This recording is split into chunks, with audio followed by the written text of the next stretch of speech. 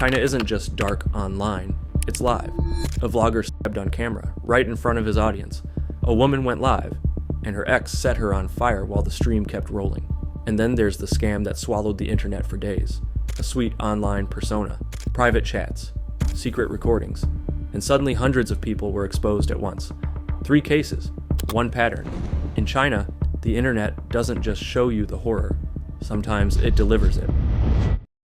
Imagine this, you're scrolling TikTok, watching your favorite food blogger crack jokes and taste weird street snacks, and then, without warning, you watch him get stabbed to death, on live, in real time. That's exactly what happened to Sho Jang, and once you hear the full story, you won't be able to get it out of your head. Let's go back to the beginning. Ian was a 29-year-old Chinese guy with 2 obsessions, food and travel. Not in a pretentious foodie blog kind of way. He genuinely believed that food told you everything you needed to know about a place, the history, the culture, the people. To him, sitting down and eating something local was like reading a chapter of a book that no tourist guide could ever write. And he wasn't content just eating his way through China. He wanted the whole world on his plate. So he saved up, packed his bags, and took off for Africa. Just like that. Most people would visit, take some pictures, and head home. Not Jan. The moment he landed, something clicked. Africa felt like home in a way he hadn't expected.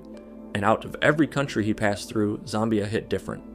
The food, the people, the energy, he was completely hooked. So he stayed. He didn't plan to, but he stayed. And then he met Margaret. Margaret was the kind of person who made everything make sense. The two became friends almost instantly, and it wasn't long before that friendship turned into something deeper. By December 2022, Jan was ready to propose. He had the life, he had the love, and he had a plan.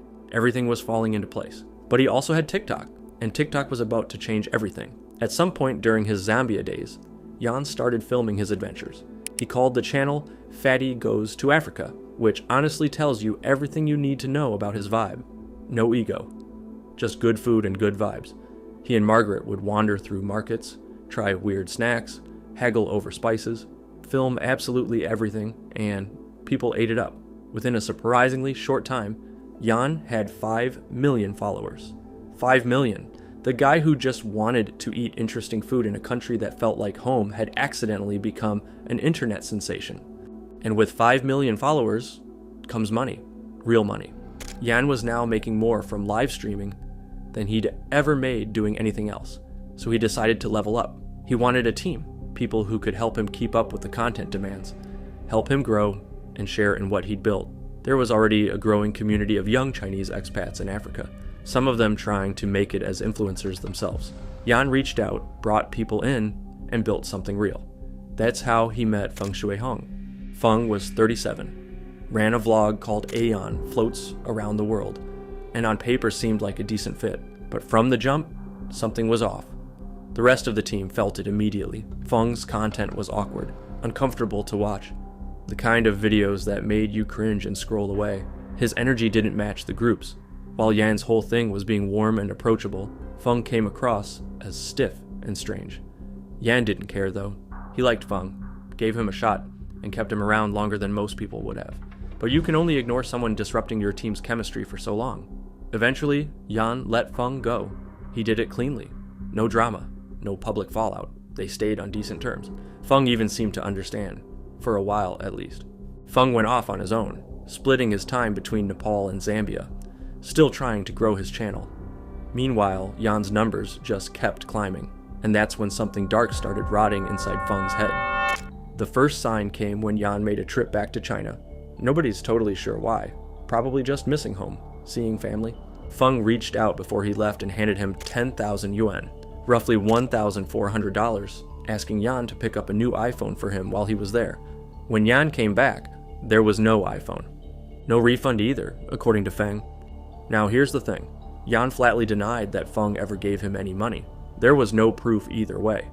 But Feng didn't sit quietly with his frustration. He took it to TikTok. He went live, told his followers Yan had robbed him, and suddenly Yan, who had spent years building a reputation as the lovable, funny food guy, had a cloud hanging over his name. Some of his followers started questioning him. Was he actually a fraud? Was the whole nice guy thing an act? It was classic David versus Goliath optics. The small creator accusing the big creator of taking advantage of him. What nobody realized yet was that the small creator was the predator in this story.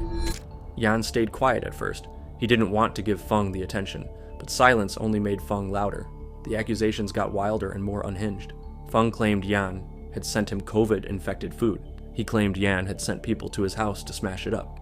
Zero evidence, every single time. But Feng didn't need evidence. He needed fuel, and he was making his own. Yan eventually went live to shut it down. He denied everything, called the claims false, and kept his composure. But Feng doubled down, then doubled down again. It was becoming clear that this wasn't a misunderstanding or a dispute over money. This was something darker, something obsessive. Feng had decided that Yan was his enemy, and no amount of denial or logic was going to change that. Now we get to December 4th, 2022. Yan and a group of friends were in Kathmandu, Nepal. If you've never been, Kathmandu is one of those places that hits all your senses at once. Temples, markets, incense, noise, color everywhere. For a food and travel guy like Yan, it was paradise. He went live like he always did, camera out, wandering the market, laughing with his crew. At some point, one of his friends mentioned offhand that Feng actually lived in Kathmandu. Yan laughed and said something like, "I know, I came to find him and beat him up." A joke, obviously a joke. The kind of thing you say when you're being playful about someone who's been annoying you online. Feng was watching the live stream. He had been watching, and he'd been following them through the market, knife in hand, waiting.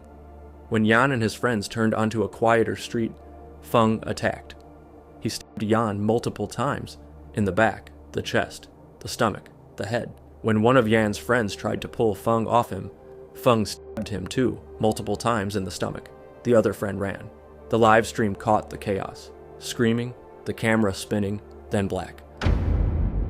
But here's where it gets truly disturbing. Yan didn't die immediately. He collapsed on the ground, bleeding from everywhere, visibly shaking, coughing up blood.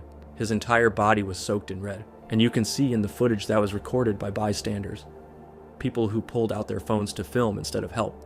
Yan looking at the camera, pointing at a phone, trying to signal to anyone around him to call for help. Nobody moved. Feng didn't run either. He stood there.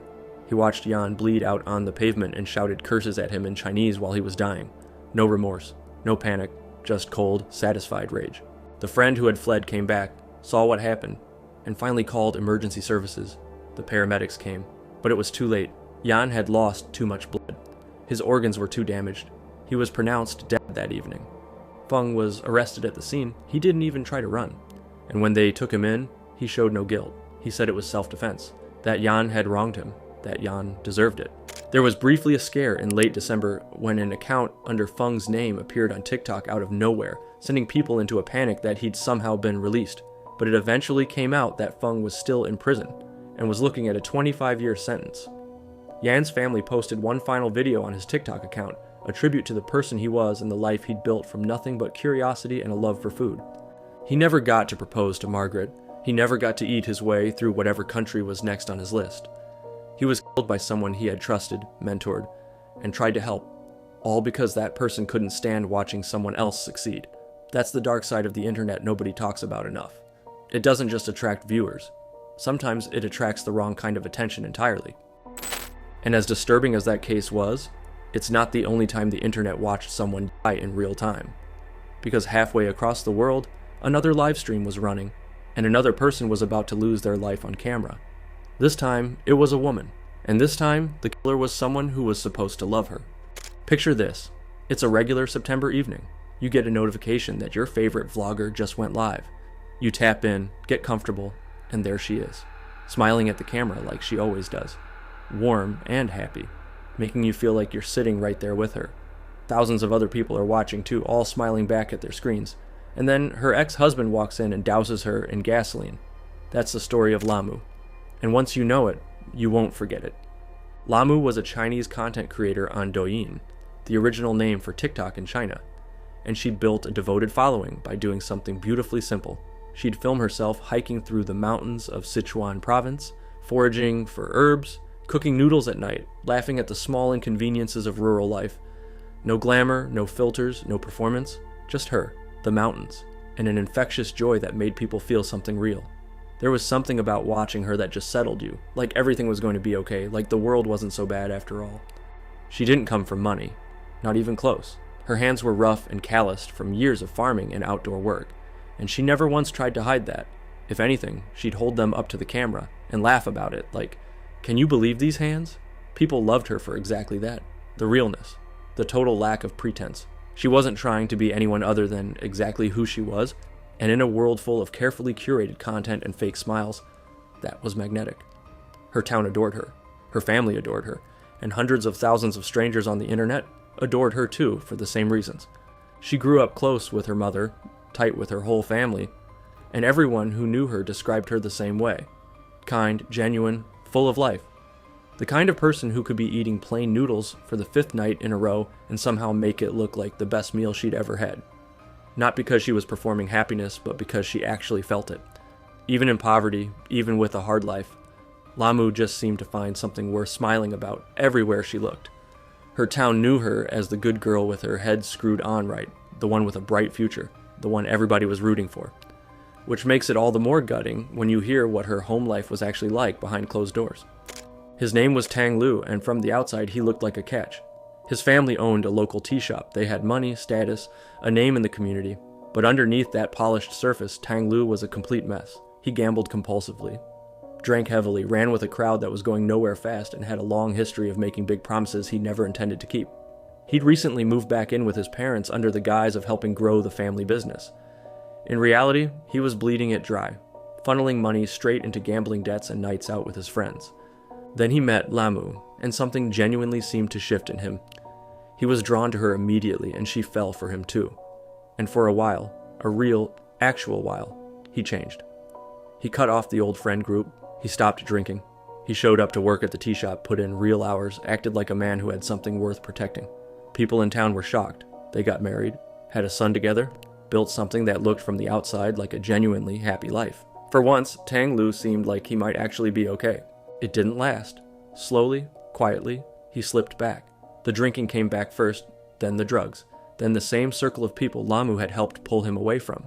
And when that version of Tang Lu came back, so did something uglier. The abuse started, physical, unpredictable, and happening behind doors that Lamu made sure stayed firmly shut to the outside world. She kept that smile locked in place every single time she walked out of the house, went to the market, greeted the neighbors, filmed her content, all while going home to a man who was hurting her. Nobody could tell. Nobody knew. Every time she tried to leave, he'd collapse. Literally get on his knees, beg, cry, swear on everything that it would never happen again. And she'd believe him, or want to believe him, because she wasn't there for his family's money, and she wasn't naive. She genuinely loved him, and genuinely believed people could change. She'd already watched him change once. She kept hoping she'd see it again. They had a second son. The cycle kept going. Hit, apologize, promise, repeat. He even told her at one point, with complete seriousness, that if she ever left him for good, he would kill their 2 children. So she stayed, and she kept smiling. And the town kept thinking Lamu had this wonderful, vibrant life. His own parents, who shared the same roof, told people later that the fighting had become so relentless and so constant that they'd essentially stopped hearing it. It had become background noise, like a fan left running in another room. They heard it every single night and just tuned it out. That detail alone says everything about how normalized the violence had become inside that house. Eventually, something broke the cycle. Not a fight, but grief. Lamu's mother got sick, and Lamu went home to take care of her. Spending time back with her family, away from Tang Lu, away from the chaos she'd been drowning in, she started to remember who she was. Then her mother passed away, and something in Lamu quietly solidified. She filed for divorce. She moved back in with her father and her brother. She started foraging again, started streaming again, started rebuilding the life that had been chipped away piece by piece over years of loving the wrong person. You could see it in her videos. She was lighter. She was herself again. The smile was back, the real one, the one that reached her eyes. Her father would hear her setting up the stream downstairs and just grin and head to another room to give her space, proud of everything she was building. Her fawns were thrilled to have her back. Everything was pointing in the right direction. She was going to be okay. You could feel it, and then one evening she decided to go live from her kitchen. It started like every other stream. Her dad headed upstairs. Thousands of fans flooded in within minutes. She was doing what she always did, just living her life on camera, being herself, making people smile from the other side of a screen, except Tang Lu was already outside the house. He came through the door with a knife and a container of gasoline. He grabbed her. pressed the knife against her throat, and she was already drenched before the people watching fully understood what they were looking at. She begged him to stop. She screamed. Her father heard it from upstairs, that sound, his daughter's voice in pure terror, and came running down with her brother, and what they walked into was something no parent should ever have to see. Their daughter, soaked in fuel, a blade at her throat. Her ex-husband standing there with dead eyes and no hesitation. Her father was elderly. He knew immediately that he couldn't physically take Tang Lu down, so he tried to think. He moved toward the front door, create a distraction, get outside, get help, get neighbors, something. The door wouldn't move. Tang Lu had locked it from the inside, jammed it somehow, made sure that escape wasn't going to be simple. Her father found the back door, and he and her brother pushed through it, screaming into the street for help, for anyone, for the police. The moment they cleared the door, the house exploded. The fireball was visible from down the street. Neighbors came pouring out. Lamu's father tried to run back in, was physically held back by multiple people while he screamed for someone to save his daughter. The street became complete chaos. Firefighters arrived. Sirens everywhere, people running in every direction, smoke filling the air. And somewhere in the middle of all of that, Tang Lu simply walked away. One more person running in a crowd full of people running. Nobody noticed. He vanished. The fire burned for 3 full hours. When firefighters finally got inside, they almost missed her. Lamu's body was so severely burned, over 90% of it, that she had essentially fused to the floor. The only reason they identified her as a human being was the shape. She was unrecognizable, but she was alive. Barely, impossibly, she was still alive. She was rushed to the hospital and placed in a medically induced coma. The bills started climbing immediately, over $1,000,000 yuan, about 145,000 US dollars, an amount her family had absolutely no way of covering. So her father did something that cost him everything emotionally. He went to her social media pages, told her fans exactly what had happened to his daughter, and asked for help. He didn't know what kind of response to expect. Maybe nothing. Maybe a little. By the next morning, they had exceeded their goal. Donations kept coming in for days, from fans across China, across the world, from people who had never met Lamu but had spent hours watching her laugh and forage and cook and just exist with this warmth that most people spend their whole lives searching for. They gave because she had given them something too, even if she never knew it. Tang Lu was tracked down and arrested. He was sentenced to life in prison. And 2 weeks after the fire, Lamu's heart gave out. Her body had been through too much. The damage was too severe. She died from her injuries, surrounded by her family, after a life spent making every single person around her feel like the world was a warmer place than it really is. She was just going live. She was just cooking in her kitchen, doing what she loved, being exactly who she was. And the person who was supposed to love her most made sure the whole world watched her die for it. Both of those stories were about people who built something real online. A following, a community, a life, and had it violently taken from them. But the next story goes somewhere different, because this time the danger wasn't coming from outside, it was built into the platform itself. Now, I know what some of you might be thinking when you see the next case. Really? Everyone's already heard about that one. And yep, you're right, it blew up worldwide. But here's the thing, this is actually my first video about China's internet, and putting together a video like this without including it just didn't feel right to me. It's too relevant, too connected to everything we just talked about. So bear with me, because even if you've heard the name before, the full picture is worth sitting with. This is the last story, and in some ways, it's the most disturbing one yet. Here's a question that's going to stick with you. How well do you actually know the people you talk to online? You think you know.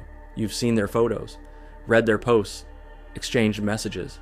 You feel like you have a sense of who they are. But what if every single thing, the photos, the personality, the vulnerability, the warmth, was a costume? What if the person on the other side of that screen was someone else entirely, running a cold, calculated operation, and you were just the next name on a very long list? That's exactly what happened in Nanjing, China, in the summer of 2025. And by the time it all came apart, over 1,600 men had their lives blown wide open, their faces, their bodies, their most private moments spread across the internet for the entire world to see. It started with a profile. She called herself Sister Hong. On paper, she was a woman in her late 30s, recently divorced, navigating life on her own with a kind of quiet dignity that felt genuinely relatable. Her photo showed someone with a soft smile, approachable and warm. She wrote about loneliness, about starting over, about looking for a real connection after a marriage that hadn't worked out. Nothing flashy, nothing too polished, She felt real, like someone you might actually know, a neighbor, a co-worker, someone you could sit across from at dinner and have an actual conversation with. And that was exactly the point. Because Sister Hong wasn't a woman. Sister Hong was a 38-year-old man named Zhao, sitting alone in his apartment, running one of the most elaborate and deeply disturbing catfishing operations anyone had ever seen. From behind his screen, Zhao was everything Sister Hong needed to be. He answered messages thoughtfully, built rapport slowly, learned what each man was looking for and reflected it back at them. He was patient. He was methodical. He understood loneliness in a way that made him dangerously good at exploiting it.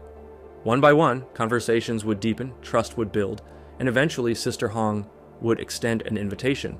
Come meet me. In person. Somewhere private. And they came. Over and over and over again they came. Now pause on that number for a second. 1,600 men. That's not a mistake or an exaggeration. That's the scale of what Jiao built. One conversation at a time. Each man believed he was meeting a lonely divorced woman for a private, consensual encounter. None of them had any idea they were walking into something that had been planned and rehearsed hundreds of times before they ever showed up. But here's where it gets truly sinister. Every single encounter was being recorded. Zhao had cameras set up and running before anyone walked through the door. Hidden, silent, capturing everything in high definition. These weren't recordings he made for himself and locked away. They were product. He cataloged them, organized them, built an entire archive of stolen, intimate footage, and then he sold it. On private forums, in underground messaging groups, packaged and marketed to paying customers who wanted exactly this kind of content. Sister Hong wasn't just a fake persona. She was a brand. And the 1,600 men who thought they were having a private encounter were actually the unwilling stars of a content library that was quietly growing, quietly circulating, quietly waiting to explode. The explosion came in July 2025. The videos started leaking out of those private forums and into the wider internet almost all at once. Within hours, Sister Hong was trending. Within days, the story had jumped from Chinese social media to international news outlets. Clips were being shared everywhere. People were horrified, but they were also watching and sharing, and turning it into memes, and making jokes, which is its own kind of disturbing thing to sit with. The men in those videos went from private individuals to public spectacles overnight, and they had absolutely no say in any of it. Think about what that actually means for a second. You wake up one morning and your most intimate, private moment, the one you thought was between you and one other person, is now being watched and commented on by strangers across the entire internet. Your face is right there, crystal clear, and people aren't sympathizing. They're screenshotting, they're laughing, they're sending the clip to people they know. Some of them are tracking down your name, your workplace, your address, posting it all publicly so that everyone in your life can connect the dots. Your fiance finds out, your coworkers find out, your parents find out. That's what happened to these men. One woman reportedly discovered her fiance in the videos just days before their wedding. Engagements ended, marriages collapsed, careers imploded.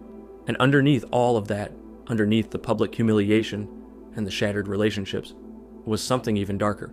Because rumors started spreading almost immediately that Jiao was HIV positive. Suddenly this wasn't just a scandal about privacy and deception. It was a potential public health crisis. Every single one of those 1,600 men now had to sit with the possibility that they hadn't just been filmed without consent. They might have been exposed to a life-altering illness without ever knowing the risk existed. The Nanjing Center for Disease Control stepped in and made a public announcement offering free, anonymous, confidential testing to anyone who believed they might have been exposed. When a government health agency has to hold a press conference because of one man's scheme, you know you're dealing with something on a completely different level. Zhao was arrested on July 6th.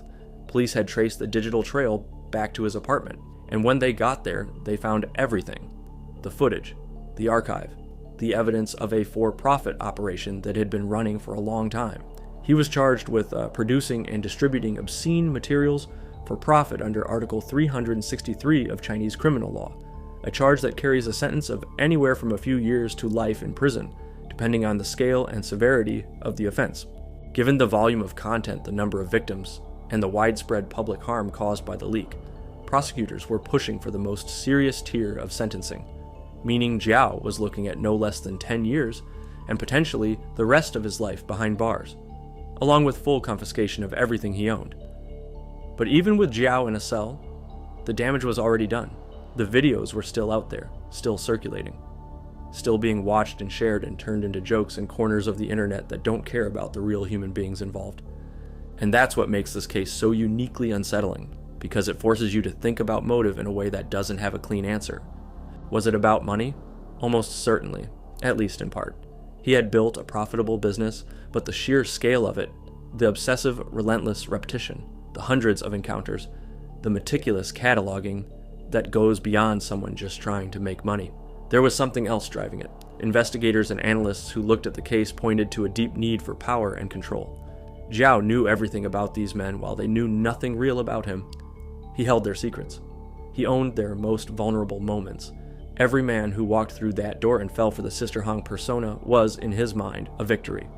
A confirmation that he was smarter, more in control, more powerful than the world around him gave him credit for. And then there's the identity piece.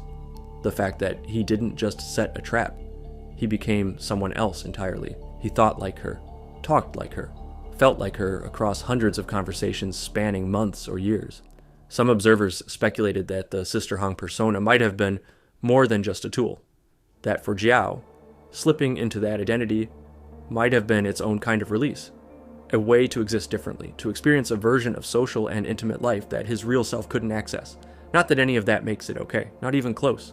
Because at the end of it, 1,600 real people had their lives torn apart by one man who decided their privacy, their dignity, and their safety were raw materials for his operation.